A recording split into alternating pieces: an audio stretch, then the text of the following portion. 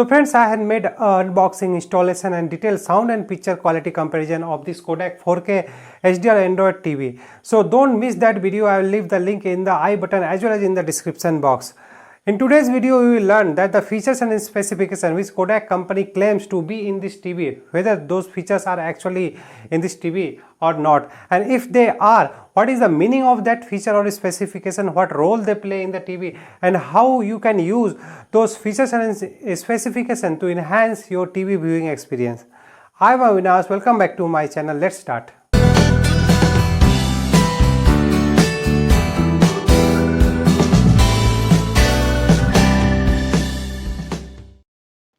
So friends, the first video which I made on this TV is more than 1 month before, and in that video I had promised you that I will make a separate detailed video on the features and specification, but the video got delayed. Actually, I had several questions regarding the feature and specification of this Kodak TV, and which I asked to the customer care of the Kodak TV. I called them more than 10 times and they didn't reply, and finally they reply once, and the answer which they gave is not satisfactory to me.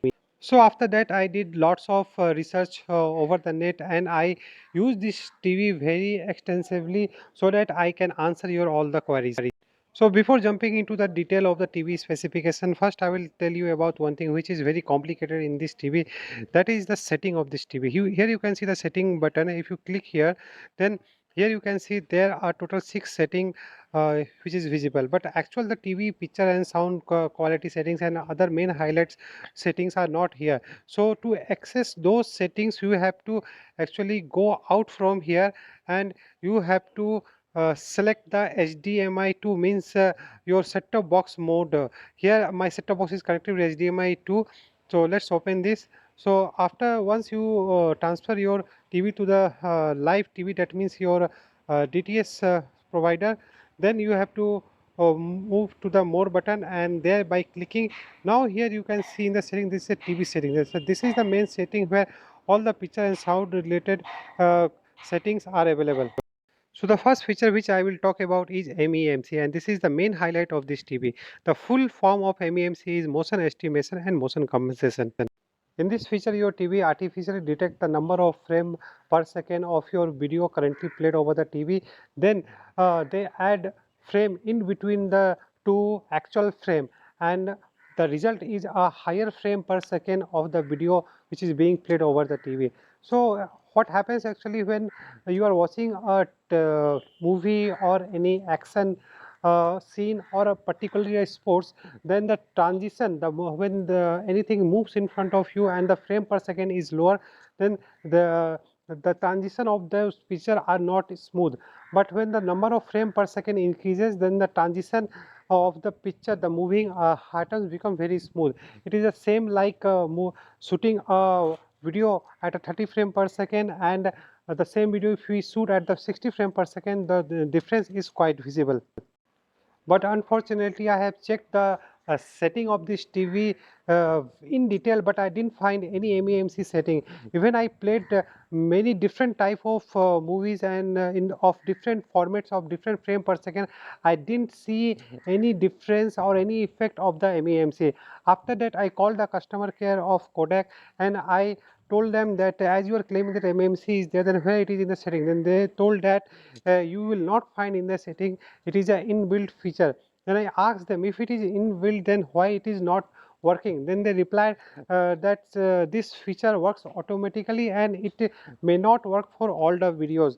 Then I told them that it means whatever you are saying, that I have to believe with my closed eyes, because I can see it is not working in any videos. Then they told me that okay, they will get back to their technical team, and the technical team will call me back, but that call didn't come till now.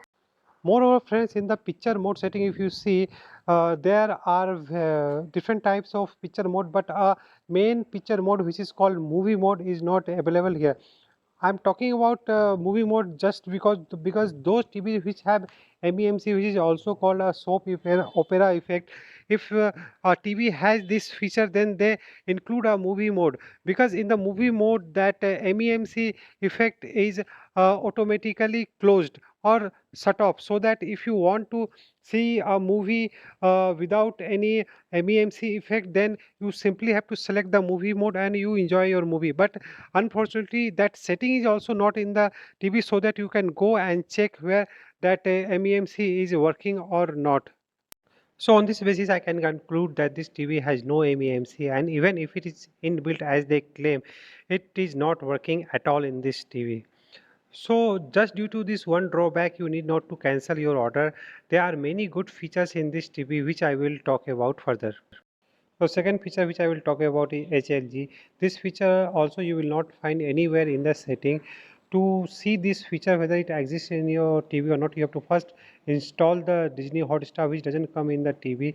After installing, you have to open the app and you have to play any video over the Hotstar. So let's play one of the movie only. So here it is uploading.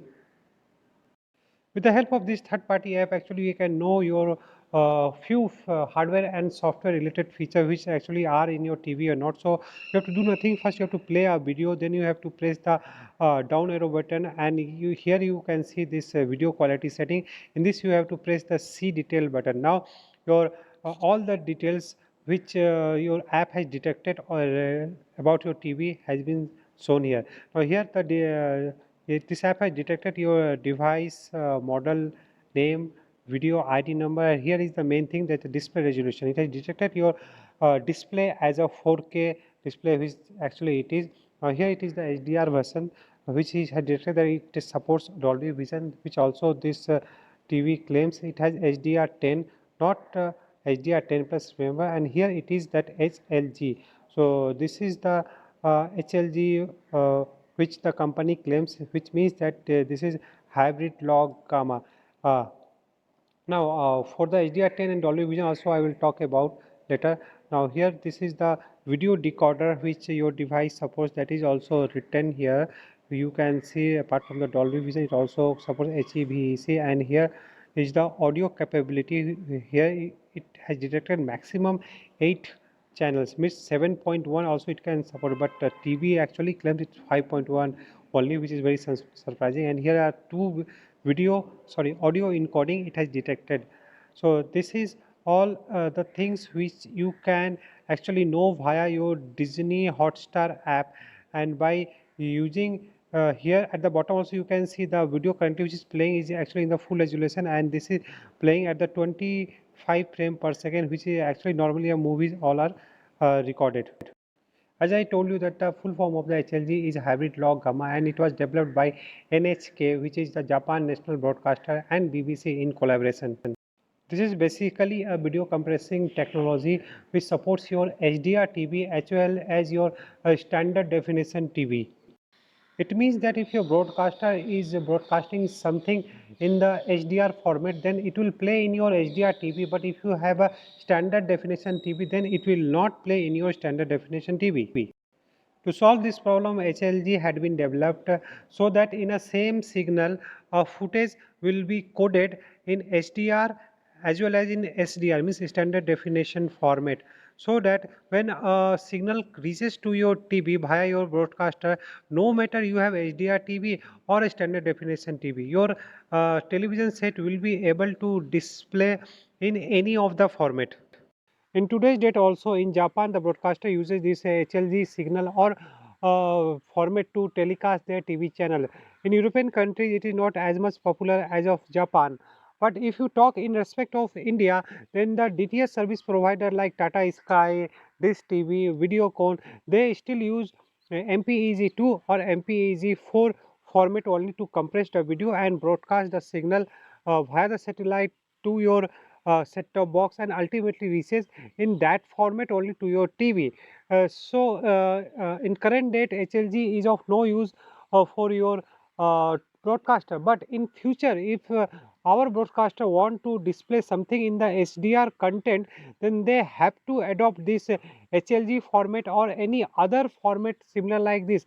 In that case, your TV will be HLG ready, and whatever they display in the HDR, your TV will be able to decode that format, and you will be easily see this HDR content. Now let's talk about the panel of this TV, which is a IPS 10-bit panel. So first we will understand what is a 10-bit panel. 10-bit panel actually support Full HD as well as 4K resolution, and we know this TV is a 4K TV. Also, it supports 10.7 billions of color. Now, to understand what is the benefit of this 10-bit panel and this 10.7 billions of colors in your TV, you have to know a little bit about the different types of panel which comes in the TV. Normally in TVs, three types of panels comes 8-bit, 10-bit and 12-bit. All Full HD TV normally comes with the 8-bit of panel, and they all are non-HDR TV. The reason behind this is that as we know that the TVs are made of pixel and each pixel has three subpixels red, green and blue. In 8-bit panel, each color can produce maximum 256 different sets, and we know that by color mixing, two different sets can produce a new set of color. So in this way, if you multiply 256 of red, green and blue, all the different colors, then it can produce actually 16 million of different color sets. 16 million is a quite big number, but as compared to a 10-bit panel which can produce 10.7 billion of color, which is actually very less. And this is the reason why a 8-bit panel cannot play HDR video, because in a normal HDR video there are maximum 10.7 billion of different color sets, and 8-bit panel can never show these colors in the TV. Now let's talk about the 10-bit of a panel. In a 10-bit of a panel, red, green and blue, all three color can display maximum 1024 sets of the same color. It means that if you multiply, you will get 10.7 billion of colors in a 10-bit of a panel. So this is the main benefit of a 10-bit panel. But in the market, there are also few TVs in the higher range actually, which supports 12-bit of panel. And in a 12-bit of panel, as you can see, the TV can produce maximum 68 billions of color sets. Such type of panel is best for watching Dolby Vision video, because Dolby Vision videos have wide color gamut, and our TV, as we know, that claims that it can show you Dolby Vision video, though it has a 10-bit panel. And how it happens, we will talk in the later part of the video. And friend, to play a HDR10 video, minimum requirement of a TV is 10-bit panel. And if you go to the specification and features of a HDR10 video, then you will find that the HDR10 videos actually support 10-bit coded videos, and the 10-bit coded video actually can produce 10.7 billions of colors, and that is the reason why HDR10 videos need a 10-bit panel. And it also supports wide color gamut, which I will explain you next. Friends, the number of the different color sets and tinges in the universe is infinity, and our eyes cannot see all these color sets and tinges. So the colors, sets and tinges which our naked eye can see, that is called only color gamut. And in this graph, the triangular colorful area represents the color gamut, and these are the only color sets which our naked eye can identify. So let's understand this color gamut and what role does it play in our HDR TV. So this DCI P3, which actually is represented by this particular triangle, and all the color set which is present inside this triangle is represented by your HDR TV, and an HDR TV is capable of showing these colors only, which is actually 53.6% of total color gamut only. The smallest triangle which you see here represents the BT709 or RE709, and it represents your full HD non-HDR TV. And it represents only 35.9% of the total color gamut of our visible range. And at the top, which you see, is actually BT2020 or RE2020, and it represents the 75.8% of the total color gamut. And in this largest triangle, the all color cells which are visible is only in a Dolby Vision video, and Dolby Vision video is truly playable in a 12-bit panel only. And it is because a 12-bit panel can show you more color set than a 10-bit panel. But it doesn't mean that Dolby Vision videos are not playable at 10-bit panel, as 10-bit panel can also produce 10.7 billion sets of color. So a Dolby Vision video can be same enjoyable as a 12-bit of a panel. Be informed that REC 2100 or BT 2100 standard is also available, which represents the 76.7% of the total color gamut. So the conclusion of this discussion on the color gamut is that, friend, the higher the percentage of the color gamut which your TV is able to show you, as I told you that maximum currently is the 76.7%.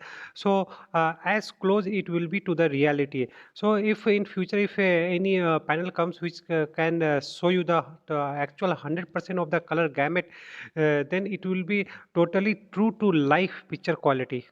And also a Dolby Vision video which follow the REC 2020 standard have a better definition of the brightness and the dark areas, so that frame by frame the presentation of the light can be managed, and obviously it will be more true to life and realistic. Now let's understand the difference of 8-bit and 10-bit panel in terms of picture quality. So for that we will open a photo coded in 10-bit quality. So here you can see in a 8-bit of panel you can see the different bands of the color around the sun, and this is because the shorter color sets produced by a 8-bit panel, because it is unable to show the all different shades from lighter to darker color. But if you same picture if you see in a 10-bit panel, then there is a uniformity in the color shades from lighter to dark, and this is just because 10-bit panel can show 10.7 billion sets of different color. In this picture also it is quite evidence. Here you can see the different bands, but it is here it totally uniform.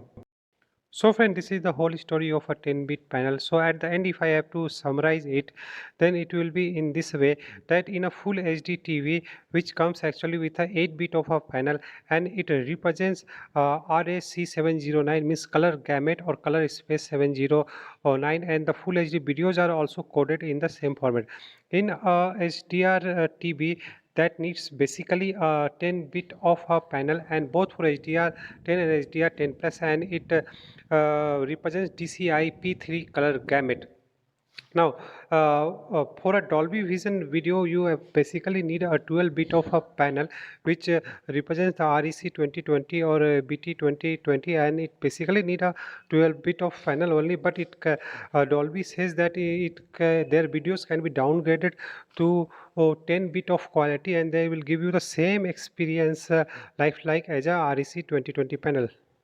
Now let's understand the pros and cons of IPS panel. So to understand that, I have to compare it with a VA panel, because in the market, in the budget segment, all the TV which are available are either in the IPS panel or with a VA panel only. Now, the biggest advantage of an IPS panel is the viewing angle, which we have already discussed in the last video. That if a person sitting in front of the TV, just front of the TV, and the picture quality he is perceiving, if that same person goes till maximum 178 degrees, either right or left of the TV, still it can enjoy the same type of picture quality sitting in front. And this is just because of the different crystal arrangement in a VA and IPS panel. Now, the second point is the response time. And first, we have to understand what is the response time. Actually, response time is the time taken by a pixel to change the color. It means that when you are watching a sports or a game, or especially a fast-moving clips, then a pixel suppose is showing currently a red color, and it has to change into the green. So how fast it is changing the color from one color to another color, or one shade to another color, that is called the response time. And as faster is the response time, the picture quality in the action scenes or the moving clips will be better. And in a VA panel it is about 8 milli per second, and in the IPS panel they are comparatively faster than the VA panel, and that's why IPS panel is better in terms of the response time. So the next point is the refresh rate. So what is the refresh rate? It is actually the number of the frame which your TV can show you in 1 second. So in a IPS panel, the capability of showing frame per second is lesser than the VA panel. A VA panel has the possibility to show a frame per second as higher to 120 frame per FPS, but IPS panel still has the lower frame per second rates. and this is one of the negative thing about the IPS panel. But friends, if you check in the market, in the budget segment, all the TVs which are available, whether it is a VA panel or IPS panel, it has the refresh rate of the 60 fps, or they represent it as a 60 hertz only. So friends, as the response rate in the IPS panel is higher, so if you are playing a fast moving action game, then IPS panel will be better. But if you are playing a higher frame rate games, then you must go for a VA panel, provided that particular VA panel should have the higher frame per second.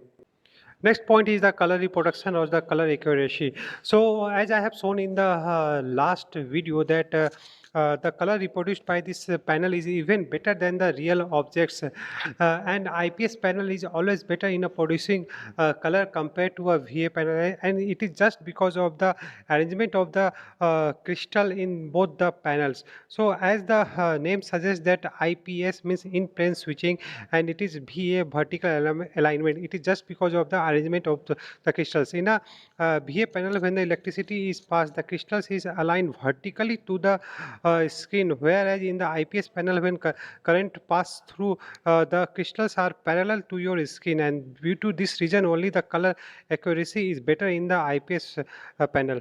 So friends, if you want any technical based video on this IPS and VA panel, then write in the comment box. I will try to make that video. Now the biggest con of IPS panel is the contrast. As you can see here that in a VA panel the contrast ratio is 3000 is to 1, whereas in IPS panel it is 1000 is to 1. What does it mean actually? It means that in a VA panel the black is 3000 times darker compared to white, whereas in a IPS panel it is only 1000 times darker than the white. Now, what is the effect of this lower contrast ratio in IPS plane? Actually, when you watch any video, then the deep colors or darker colors looks washed out, and there is always a white tinge over the video, whatever you are watching, whether it is a movie, game, or any serial. Now, here you can see the example in a VA panel. If the black color is looking this much dark, and same photo, if you watch in a IPS panel, then the black color will look like this. Here you can see it's looking little washed out, and there is a white tinge over this photo.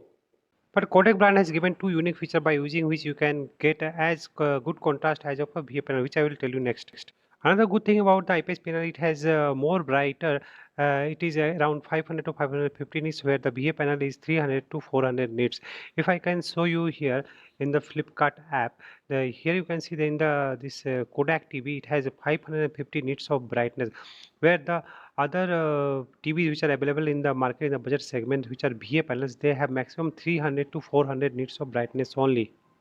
And as we know that HDR10 or 10 plus video can produce a brightness of maximum 1000 nits in practical, and Dolby Vision video can produce 4000 nits of maximum brightness in practical right now. So if your TV has a brightness capacity of maximum 500 nits as a IPS panel, so it will be able to show you maximum 500 nits of brightness only, whereas compared to VA panel, which maximum brightness is, as we saw, that it can be 300 to 400 in between, and in this Hisense TV all you have seen it has a 400. It means that your Dolby Vision and HDR10 video will be less brighter in a VA panel compared to an IPS panel. So friends, actually the thing which I want to tell you, that if you want to buy a TV, particularly for the TV viewing and watching movies, then obviously go for a IPS panel over the VA panel. Now let's check out those two settings which I talked to adjust the contrast. For that you have to go into the setting and jump into the advanced setting. Here you can see one setting is the adaptive luma control, which I have kept it strong.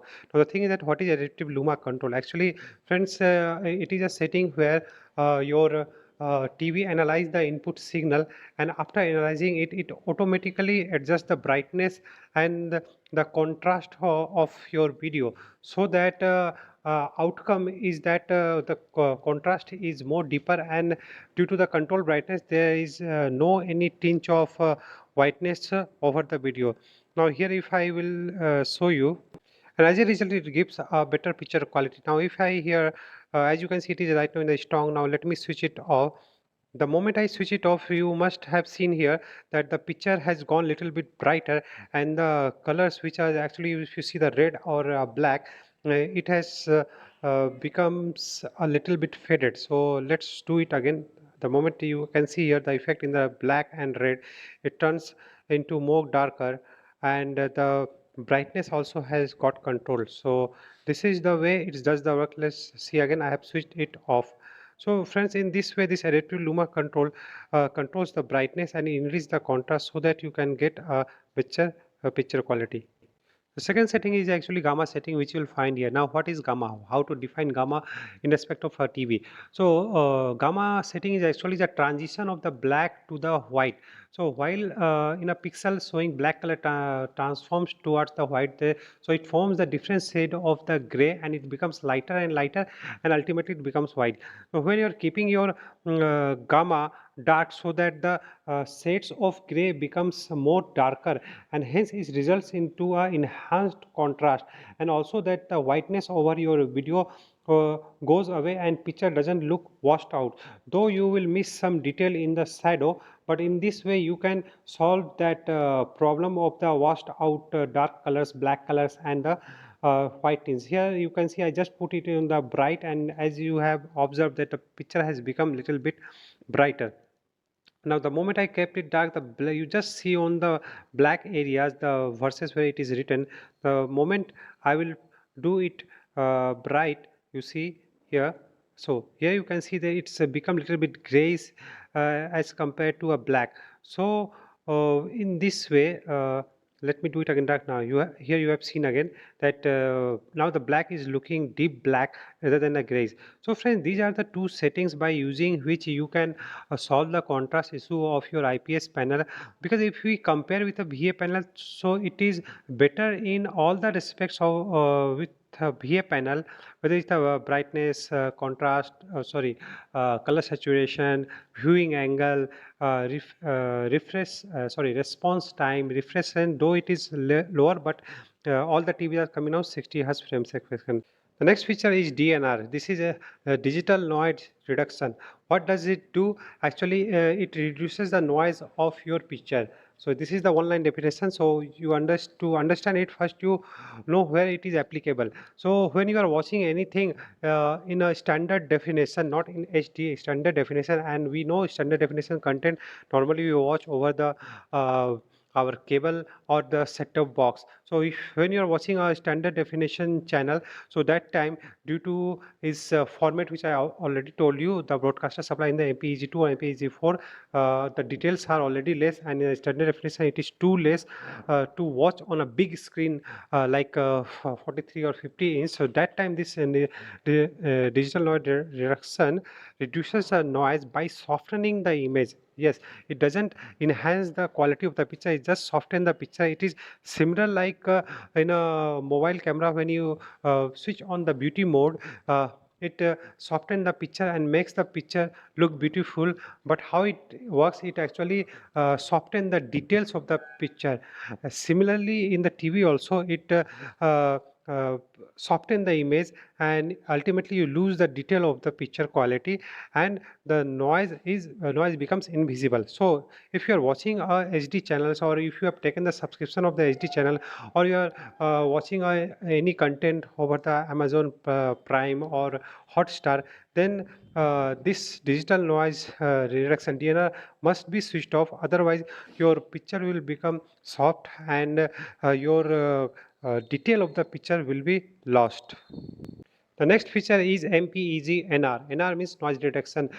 Till now you have understood that in India the digital broadcaster or cable operator the broadcaster channel in the MPEG2 and MPEG4 format only. And if you search little bit over the Google, then you will find that this is a codec or video compression technology, where the detail of the video as well as the sound is lost at a greater scale, so that they can broadcast many number of channels in a same signal. So what happens that during the compression, where the pictures are actually on the darker side, or the where seeing a video part which is less lit, in those areas you will see mosquito net uh, noise. Means the noise will be in the form of small dots which is quite visible. So when you switch it on, that time this MPEG NR works, and again it soften the image, and by softening the, it try to make that mosquito net noise invisible. So here it is off, and I always keep it off because my channels are on the uh, HD quality, and I prefer on the OTT also what I see, those are the HD definition only.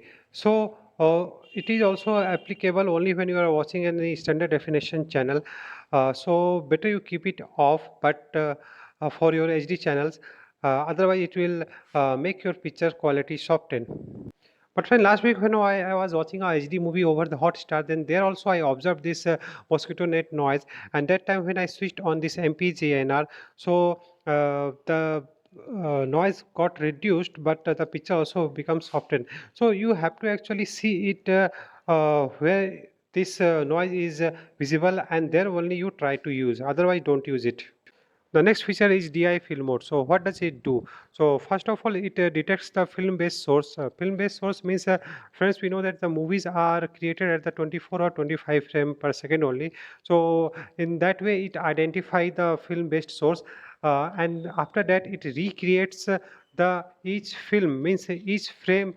It recreates. Recreating means it do the color correction, brightness correction, and upgrade your video into the HD quality. So by keeping it on position, it does it. But friend, trust me, I have used this feature of this TV. I kept it auto and off also. Same video I played in both the settings, and even different types of videos in different settings I tried. But trust me, this feature doesn't work at all. There is no any upgrade or enhancement in the picture quality. It's just a marketing gimmick. The next feature is the color temperature, which I had talked in the last video. So what it does actually, there are three settings, that is the warm, standard, and cool. So in the warm tone, your red pixel especially glows little bit at the higher range, and your overall picture looks little bit reddish or yellowish. And in the cool tone, that blue pixel glows brighter as compared to normal, and your overall picture looks a little bit bluish or more whitish. Now let's jump into the picture mode. So here you can see there are 5 settings in the picture mode, but the movie mode is missing, which is an important mode for all the TVs. As I have told you earlier also, because in the movie mode there are many settings which are adjusted automatically to enhance your movie viewing experience. But sadly there is no movie mode in this picture, which is actually a drawback. Moreover, you can adjust the backlight, brightness, contrast, saturation individually for all the profile. Hue though you cannot change at all. This is fixed here. But this is the main setting, which is gamma setting, color temperature. In the advanced setting, if you do change any one of them, then it will be changed for all the settings. It will not. It is not that for each profile you can adjust them separately. If you do change in one profile, it will be automatically changed for all other profiles. I just want to say that the company has given 5 different profiles, but even having 5 different profiles, if you cannot set your setting as per the profile, then what is the use of giving so many profiles at a time? I can show you one more thing also here. Here for the example, if I set the gamma mode in the brighter, and now let's go back into the profile. Now here I will change the profile, and so you know from the user I am doing it in the vivid mode. Let's go again back in the gamma. Still you see it is in the brighter. Now again change the profile, and see what it is showing. Now see here also the gamma mode is saying brighter only. So if you cannot change the setting, then what is the use of this so many types of setting? Now here in also in the advanced setting, this is a DNR. I have kept it off as I have shown you, discussed you already, and it remains same even after changing the profile. So friends, in this way you can adjust your picture setting, and you can achieve the best picture quality. Still, if you want a separate video on how to do get a best picture quality, then you just write in the comment box. I will try to make a different video on this subject. Now finally, let's check out the sound setting of this TV, how it is. So for that you have to go in the setting. As I told you, you have to go through the more option only, and here let's jump into the TV setting and go. No? sound setting. So here you can see it has a DTS true surround sound, means it supports the 5.1 channel also. So I have taken few HD channels over my TV, and which supports the 5.1 surround sound only. So here let's uh, switch it on into the 5.1 mode. So friends, due to the copyright claim, I am not able to make you hear the voice output, but yes, trust me, it plays 5.1 nicely, and the sound quality enhances over the normal sound format. So as the TV claims, it has the 5.1 surround sound. It does work mainly. Till now I have not added any separate sound bar on it, but I have planning to buy a JBL sound bar. When I will buy it, then I will attach that also, and I will show you. Now the next feature is the auto volume. Here you can see this. So if you keep it, switch it on, then what will happen that if you want to reduce the volume at suddenly you require, then you are not able to reduce the volume. A TV will actually automatically adjust the volume accordingly. So I always keep it off because it is becomes very annoying sometimes. Let's watch a funny thing. Here you can see in the sound mode it is giving the movie mode, but in the picture mode it has not given, where it is actually required. But even friends, there is no use of these different sound modes, because do the sound setting you have to first switch off this surround sound, and then you can adjust these sound settings according to your requirement for all the different profiles. But the moment you switch on this DTS surround sound, then again it will be reset as a default. So friends, if you have DTS surround sound in your TV, then obviously you will keep it switched on. And after switching out on, if it becomes reset, all your setting which you have done in your sound profile, then what is the use of giving so many sound profile? And if you ultimately gets automatic switched on.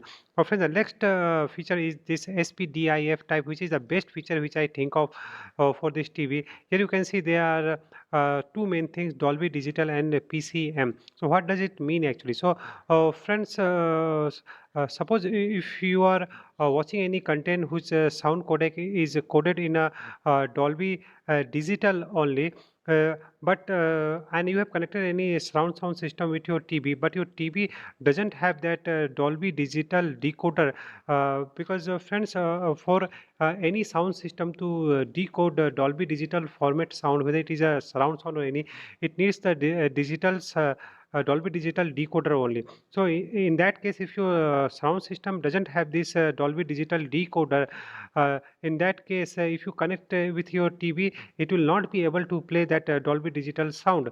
It will be totally soundless. But what does this TV do? It has this PCM option.